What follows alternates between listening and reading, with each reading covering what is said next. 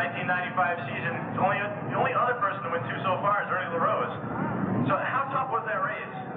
Well, it was pretty tough, getting up on the outside up there. I had to make the car work on the outside with Eddie. But I want to thank my wife. My daughter's here again. Every time she comes, I win.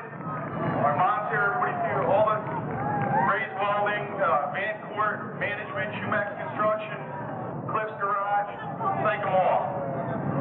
Seems like your daughter's a good luck charm. She sure is. I'm going to bring her every week now.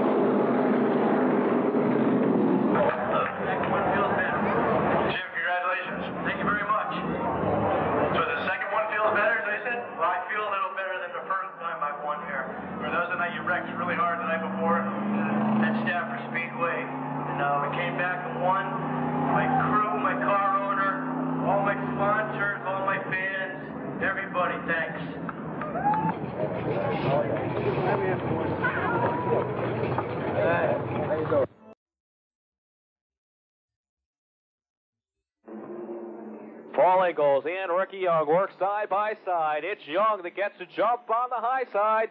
Mark Lajeunesse continues working up high. Got it back down through the turns. Lajeunesse is one of the true masters of the high groove here at the Waterford Speedbowl. There's just a handful of drivers that can run up there, but once you get your car hooked up on the outside, it's almost guaranteed that you're going to the front, because not many people can run up there. Field looking to sort themselves out. Still much of the back half of the field working side by side. Ricky Young continues working up front. We've got trouble on the backstretch. And it's Tucker Reynolds Jr. in the 716, the 33 of Mark Lajeunesse side by side, making up third and fourth place. Reynolds now sliding back into fourth. Now makes a bid back for third on the inside. Very hotly contested out in front, side by side. Door handle to door handle. Ricky Young is your leader. Dave Cookter running second, but Mark Lajeunesse working past Tucker Reynolds Jr. for the third position. Coming from the 52 of Bob Potters. He slows down rapidly going down the backstretch. A couple of cars also having to slow down was the 3 of Broderick. The 31 of Todd Saravolo also having to get on the brakes hard.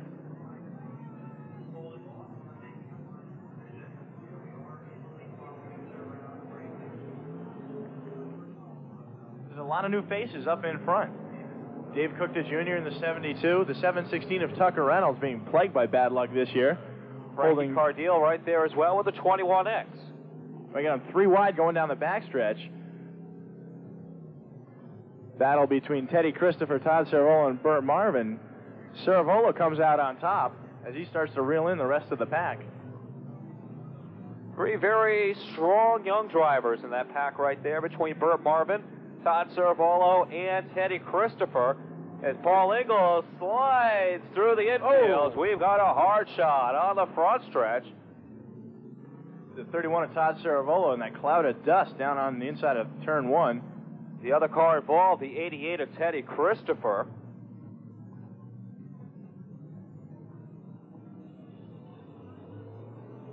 Pace car ducks off. Tony Lucky lets him fly. It's the 33 of Mark Lajeunesse quickly jumping right up in front around the high side of the flying zero of Ricky Young. Side by side through the turns. They touch a little bit coming off, but Lajeunesse has the advantage at the line. Ricky Young now battling back for the lead. Young now slides back into second place. Lajeunesse up in front. See Jeff Pearl down low on the inside kicking up some dust. Pearl probably having some handling problems with that car. The pace car looking to duck down off the speedway.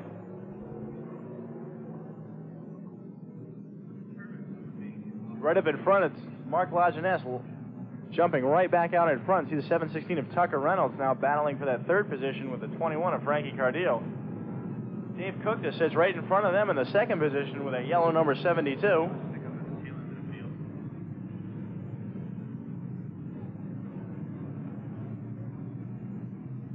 Pace car looking to duck down off the speedway on the front stretch. Look for the green flag out of turn number 4. Danny Green and the 10 of Ron Slack working side by side with Danny Green looking for the advantage. But here comes the 51 of Rob Janovic Jr. as Janovic pulls up alongside the 13 of Green out of turn number 4. Janovic quickly moving into the lead with that beautiful number 51. Bob Lenny on a wall pace car ducking off on the front stretch. Tony Lucky lets him fly. Rob Janovic and Ron Slack side by side into turn 1. Janovic once again jumps back in the lead. Joe Mullen in the 23 in tow slides up into that second place. And it's 3 wide with Matt Kovaluk, Danny Green, and Ron Slack side by side for that third position. Slack's going to have to get it back down into the racing groove. You don't want to get much higher than that on the front stretch. Just ask Ricky Young that question. Or Jimmy Broderick. Or Jimmy Broderick. There you go. Out of turn number 4, Rob Janovic looks to click off another lap of Matt Kovaluk and Joe Mullen in hot pursuit. Ronnie Angiolo running into trouble on the front stretch. Angiolo limping down the front straightaway with the 43X. Looks like he's broken the lower control arm. It's the lower A-frame on the 43. It's what holds the wheel onto the frame. Bob Lenny Auto Mall pace car ducking off the front stretch. Tony Lucky stares the field down. It's Rob Janovic and Matt Kovaluk side by side up in the front row. Still side by side through turns 1 and 2. The rest of the field beginning to string out. But it's a battle for the lead. Janovic on the inside, Kovaluk on the high side. Both those two beautifully prepared automobiles. Kovaluk still hanging on tough. And it was Kovaluk at the line. Janovic now getting loose, spinning around through the turns.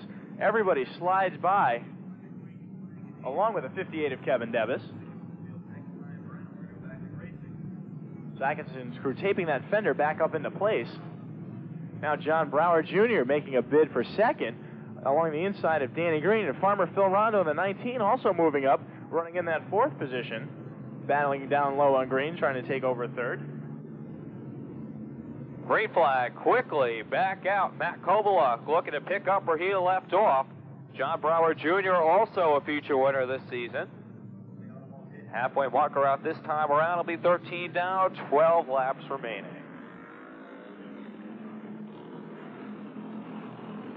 Menard getting out of shape coming out of turn 4. Collects it, only loses 1 position to Ron Slack in the 10.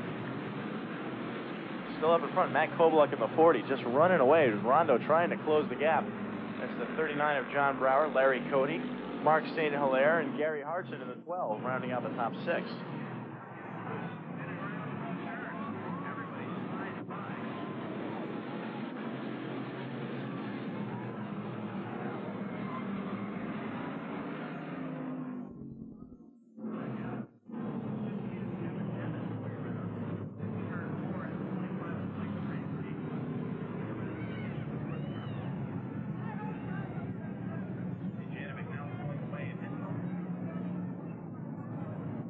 Time by Matt Kovaluk clicks off lap number 15. Larry Cody in trouble with the 89. The hood coming up on that automobile. Actually, just the front section. Not quite sure whether that's going to hamper his visibility. It looks as though Tony Leckie does have the black flag in hand. Black flag is going out to Cody in the 89. You see, it tore some of the some of the cars were on a fiberglass hood. Terry Brick going around on the front stretch. Looks as though there may be a good break for Larry Cody, as we've got trouble. Not. Cody and St. Hilaire are coming together through the turns. And the 12 of Gary Hartson. A green flag back out. Matt Kobeluk again makes the restart look easy. Rondo heading with the challenges. John Brower now taking a peek to the inside, pulling right up alongside Rondo, trying to take over that second position. Gary Hartson running around in the fourth position. It's a great run for Gary Hartson. Another driver with lots of bad luck. Yeah, Hartson definitely pulling it together. Off to a very slow start in their first half of the season. Looking to return to competition in 1995, but running very steadily at this point with car number 12. And there's the 23 of Joe Mullen running in the fifth place. Then Ron Slack and Rob Janovic in the 51 moving back up, working his way back up through the field. 5 to go marker being displayed to the field. Tony Leckie towing the field. 5 more trips around the 1/3 mile oval. Still up in front, the 40 of Matt Kobeluk, just up there taking it easy. Kind of watching the race between Rondo and Brower in his mirror.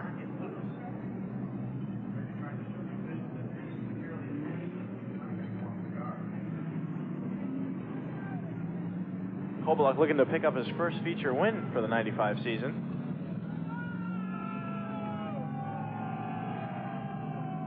So this will be green-white checker to the finish. This one will go over 26 laps. Janovic is backing down the banking over at turn number 4. Pace car 2, the infield. Matt Kobeluk works down low. Farmer Phil Rondo up high. The drivers pick up pace out of 4th as Matt Kobeluk looks to pick up where he left off. Farmer Phil battling back on the high side. John Brower slipping into 3rd. Everybody trying to better their position out on the speedway. Still side by side coming out of turn 4.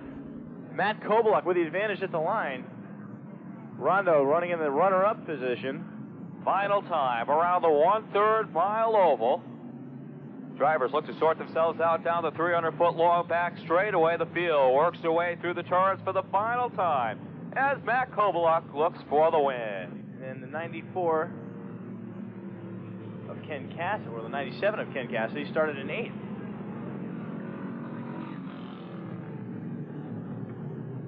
So the leader's starting pretty much up in the front.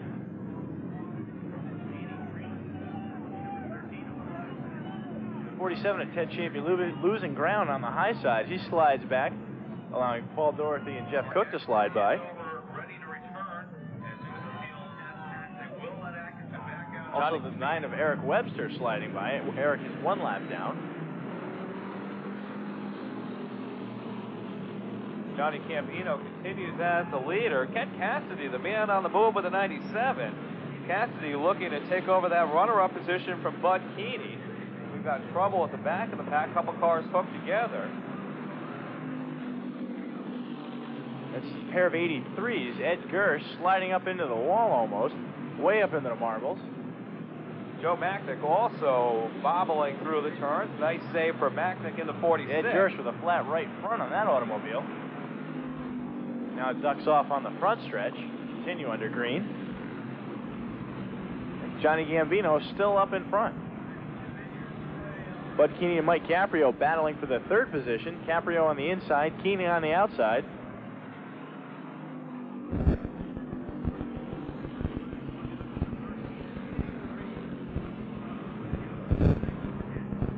Now Keeney slides into Caprio. Now takes over that 3rd position. Caprio fights back once again on the inside. Darren Mendito, currently running in the 5th position, has a great seat for this battle. In fact, I think Mendito would like nothing better than to join in and fight that battle. Paul Dorothy right behind Mendito in car number 40. That's the 9 of Webster. And it looks as though it's the 98 of Andy Skinner, the next car in line. And it's Ted Chafee in the 47, the 63 with Jeff Cook. Alan Coates, Joe Gambino, Ted Dupree. There's the 17 of Dave Zemke. 5 to go marker coming out this time by Tony Leckie. Tell the field 5 more times around the 1/3 mile oval.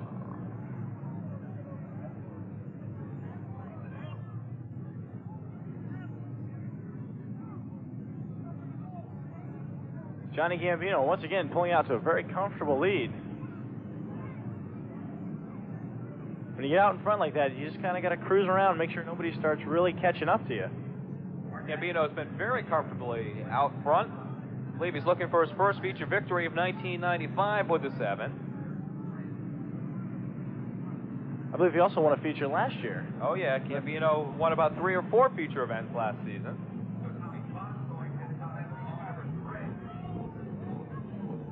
2 to go marker due out this time around. Tony Leckie telling the field final 2 times around the 1/3 mile oval.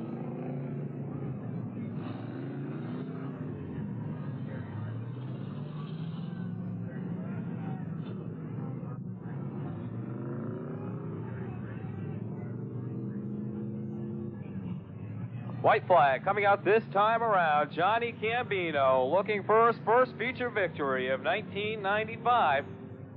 Gambino driving car number 7 continues to lead. Ken Cassidy in the 97. John Gambino was later disqualified in post-race tech inspection, giving the win to Ken Cassidy, followed by Bud Keeney and Mike Caprio. Working the way through the turns for the final time as Johnny Gambino picking up the win.